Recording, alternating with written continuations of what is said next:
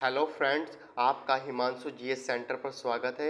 हम आपके लिए बाबर से रिलेटेड 25 क्वेश्चन लेके आए हैं। ये सभी परीक्षाओं में आने वाले मोस्ट इम्पोर्टेंट क्वेश्चन हैं। चलिए स्टार्ट करते हैं। बाबर मुगल साम्राज्य के महत्वपूर्ण प्रश्न देख लीजिए। पहला प्रश्न क्या होता है, मैं आपको बता दूं। मैं बाबर के बाद यहाँ पर हुमायूं कराऊंगा, अकबर कराऊंगा, हुमायूं हो जाएगा, अकबर हो जाएगा, जागीर हो जाएगा। इन सबसे रिलेटेड 25 क्वेश्चन मोस्ट इंपोर्टेंट हम क्वेश्चन कराएंगे सभी परीक्षाओं के लिए। तो चलिए स्टार्ट करते हैं। फर्स्ट क्वेश्चन, मुगल साम्राज्य की नींव किसने रखी थी?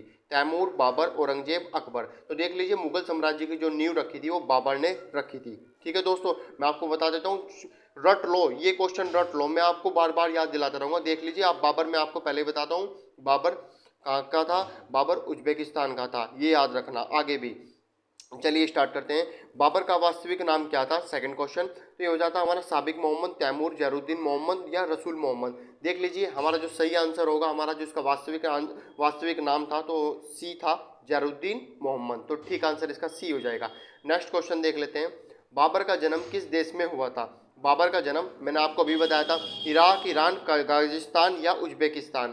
तो इसका जो आंसर ठीक होगा हमारा डी, उज्बेकिस्तान के फरगना। फरगना एक जगह थी जो हमारा वो उज्बेकिस्तान का राज्य पड़ता था, फरगना। तो वहाँ से बिलोंग करता था बाबर, तो वहाँ पे उनका जन्म हुआ था बाबर का। नेक्स्ट क्वेश्चन देख लीजिए। देखो नेक्स्ट क्वेश्चन जो होगा हमारा, बाबर की माँ कुतलुग निगार खानम किस वंश से संबंधित रखती थी? देखिए दोस्तों, मैं आपको बता देता हूँ, इसमें दो क्वेश्चन बनने हैं। बाबर की माँ का क्या नाम था? कुतलुग निगार खानम।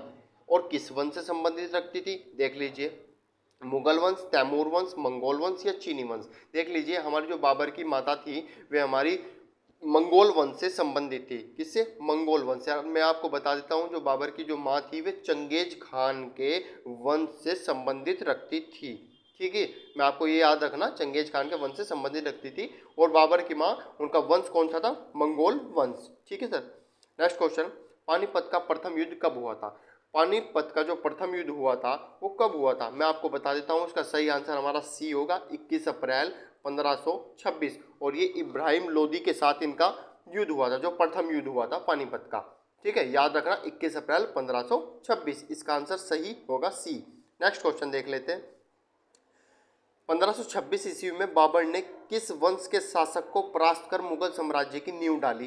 तो किस 1526 में बाबर ने किस वंश के शासक को परास्त कर मुगल साम्राज्य की नींव डाली थी? तुगलक वंश, लोधी वंश, शैद वंश या खिलजी वंश। मैं आपको बता देता हूँ, इसका ठीक आंसर जो होगा हमारा 6 का, क्या होगा हमारा इसमें बी, लोधी वंश। मैंने आपको बताया कि लोधी वंश, इब्राहिम लोधी को इसने 1526 में पानीपत का जो प्रथम युद्ध हुआ था उसी उसमें हराया था लोधी वंश को। इसमें भी यहाँ पर बाबर की जीत हुई थी।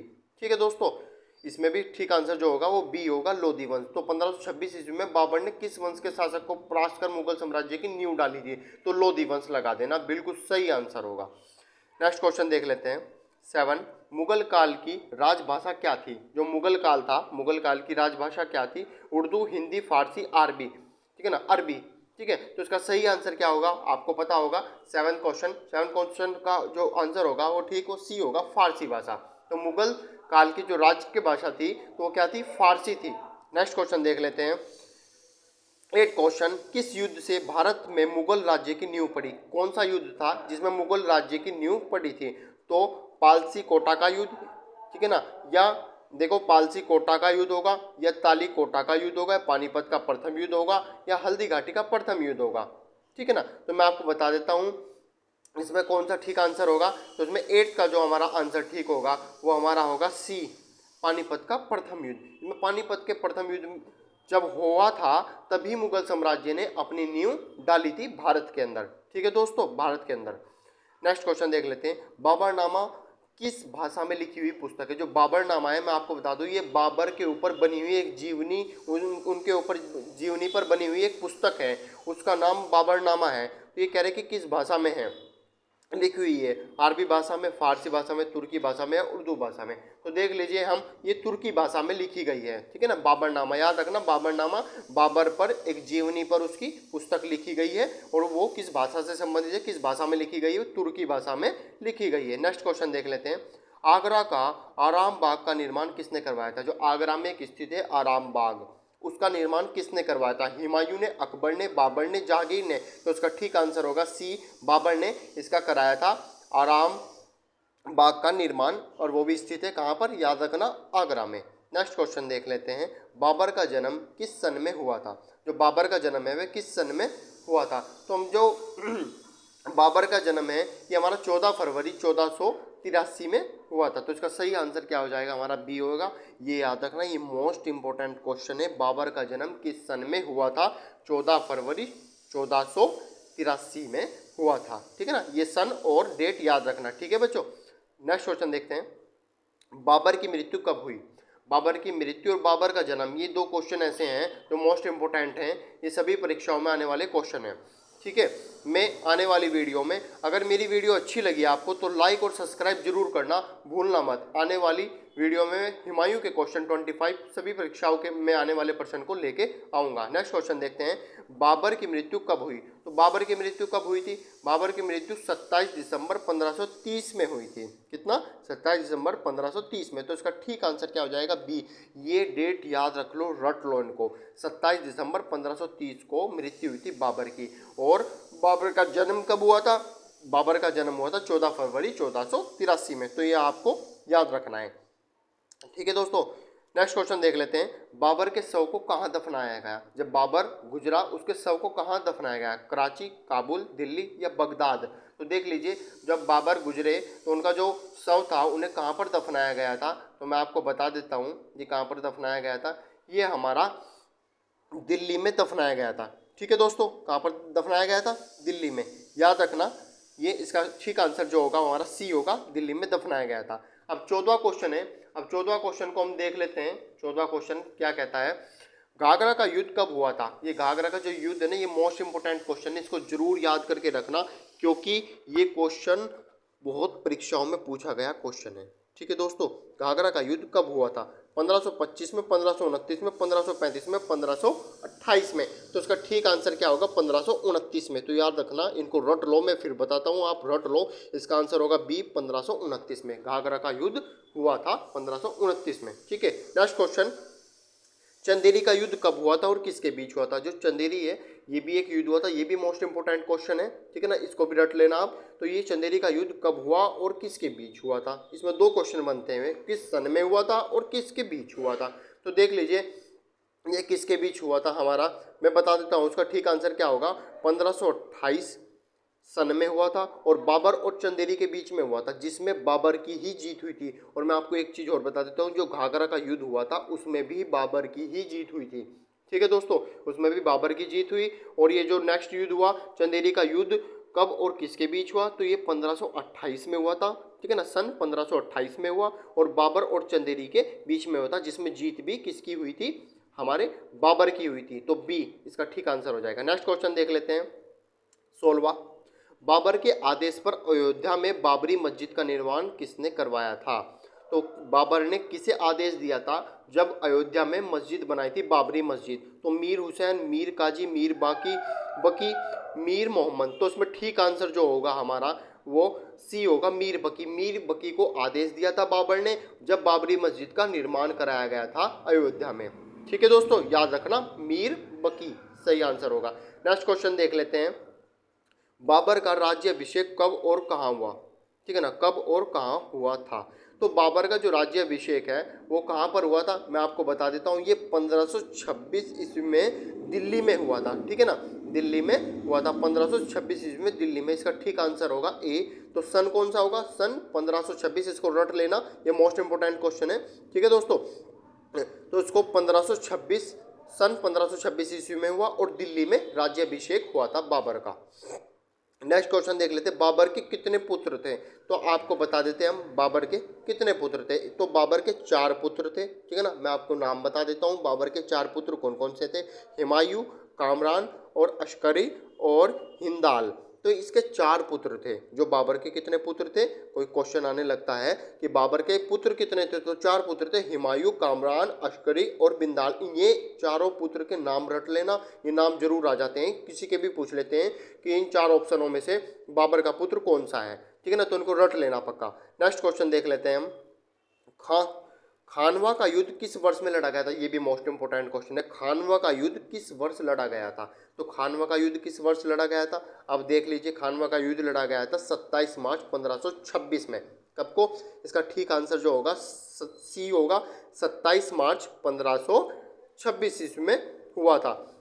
ये याद रखना, ये भी बहुत मोस्ट इंपोर्टेंट क्वेश्चन है। खानवा का युद्ध किस वर्ष लड़ा गया था, तो याद रखना, इनका लिख लेना चाहिए। मैं पीडीएफ भी प्रोवाइड करवाऊंगा सभी बच्चों के लिए, ठीक है, उनका लिंक डिस्क्रिप्शन में दे दूंगा मैं। 27 मार्च 1526 में। अगर मेरी वीडियो आपको अच्छी लगी तो उसको लाइक और सब्सक्राइब जरूर कीजिए। नेक्स्ट क्वेश्चन देख लीजिए। बाबर ने घाघरा की लड़ाई किसके विरुद्ध लड़ी थी, बाबर ने घाघरा की जो लड़ाई थी किसके विरुद्ध लड़ी थी। मैंने आपको भी पीछे क्वेश्चन करवाया कि घाघरा का युद्ध कौन से सन में हुआ था, मैं आपको बता देता हूँ फिर कि घाघरा का युद्ध 1529 ईस्वी में हुआ था। कितना, 1529 ईस्वी में घाघरा का युद्ध हुआ था। तो इसने कहा कि घाघरा की लड़ाई किसके विरुद्ध लड़ी गई थी, तो घाघरा की जो लड़ाई थी वो किसके विरुद्ध लड़ी गई थी, वो लड़ी गई थी हमारे अफगानों के। बाबर ने घाघरा की लड़ाई किसके विरुद्ध लड़ी थी, तो अफगानों के विरुद्ध बाबर ने घाघरा की लड़ाई लड़ी थी। और किस सन में लड़ी थी, फिर मैं दोबारा रिपीट करता हूँ, 1529 ईस्वी में। कितना, 1529 ईस्वी में। बाबर की मृत्यु कहाँ पर हुई थी, दिल्ली में, आगरा में, लाहौर में, बंगाल में। मैं आपको बता देता हूँ कि बाबर की जो मृत्यु थी वो कहाँ पर हुई थी, तो बाबर की मृत्यु आगरा में हुई थी। और किस सन में हुई थी, ये भी याद रखना है, 1530 ईस्वी में हुई थी। 1530 ईस्वी में। याद रखना कि बाबर की मृत्यु कहाँ पर हुई थी, तो बाबर की जो मृत्यु है वह हमारा, बाबर की मृत्यु हुई थी हमारा आगरा में। याद रखना, आगरा में मृत्यु हुई थी। और किस सन में हुई थी ये भी याद रखना आप कि 1530 ईस्वी में हुई थी। नेक्स्ट क्वेश्चन देख लेते हैं।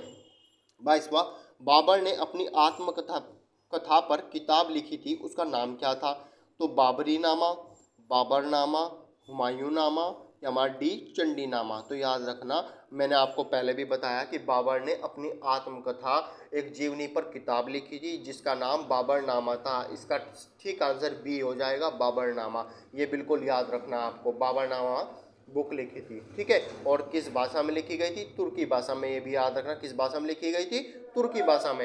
ये याद रखना आप बच्चों, ठीक है। नेक्स्ट क्वेश्चन देखते हैं। बाबर की कितनी पत्नियां थी, बाबर की जो पत्नियां थी वे थी 8 पत्नियां।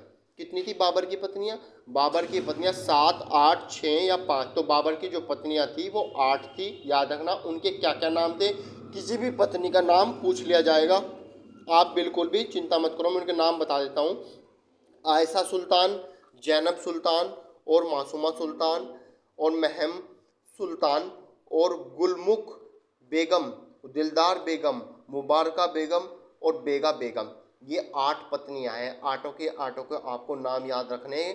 बिल्कुल ऑप्शन में दे देगा एक का नाम जिसमें आप गुम हो जाओगे, और बिल्कुल मिलता जुलता नाम देगा, बिल्कुल जैसे सुल्तान है 4 बीबी के सरनेम पीछे, तो ऐसा ही नाम दे देगा और आप कंफ्यूज हो जाओगे। इसलिए आपको सारों के नाम याद करने पड़ेंगे, ठीक है दोस्तों। तो कितनी पत्नियां थी बाबर की, 8। नेक्स्ट क्वेश्चन, बाबर के पिता का क्या नाम था, ख्वाद मीर, शेख मुबारक, अब्दुल्ला खां और उमर शेख मिर्जा। याद रखना, बाबर के पिता का नाम क्या, उमर शेख मिर्जा। क्या है, बाबर के पिता का नाम क्या होगा, बाबर के पिता का नाम क्या होगा, उमर शेख मिर्जा होगा, ठीक है ना। और माता का नाम क्या था, वो भी एक बार रिपीट कर लेते हैं। याद रखो, माता का नाम क्या था, पिता का नाम तो उमर शेख मिर्जा होगा और माता का नाम था कुतलुग निगार खानम। क्या था, कुतलुग निगार खानम। याद रखना, क्या था, कुतलुग निगार खानम, ठीक है। याद रट लो। और उमर शेख मिर्जा क्या है, पिता का नाम। नेक्स्ट क्वेश्चन देख लेते हैं। बादशाहनामा किताब का लेखक कौन है, जो बादशाहनामा किताब है उसका लेखक कौन है, अब्दुल कादिर, अब्दुल फजल, निजामुद्दीन अहमद और अब्दुल हमीद लाहौरी। तो उसका ठीक आंसर होगा हमारा डी, अब्दुल हमीद लाहौरी। तो इसका ठीक आंसर क्या होगा, अब्दुल हमीद लाहौरी। तो देखना, हमारी इसमें 2 किताब लिखी गई है, एक तो बाबरनामा है जो बाबर की जीवनी पर लिखी गई है, और एक हमारी लिखी गई है हमारी बादशाहनामा किताब का लेखक कौन था, ये भी एक किताब लिखी गई थी, इसका नाम था अब्दुल हमीद लाहौरी। ये मोस्ट इंपॉर्टेंट क्वेश्चन है, सभी परीक्षाओं में आने वाले क्वेश्चन है। अगली वीडियो में हुमायूं पे 25 क्वेश्चन लेके आऊँगा, जो कि बहुत ही इंपॉर्टेंट क्वेश्चन होने वाले हैं। अगर मेरी वीडियो अच्छी लगी तो आप लाइक और सब्सक्राइब कीजिए, और जीएस की चिंता करनी छोड़ दीजिए। आपका भाई, आपका सखा आपके लिए एक से एक वीडियो लाने वाला है जीएस के लिए, और आपको सभी परीक्षाओं में हेल्पफुल वीडियो होगी। धन्यवाद।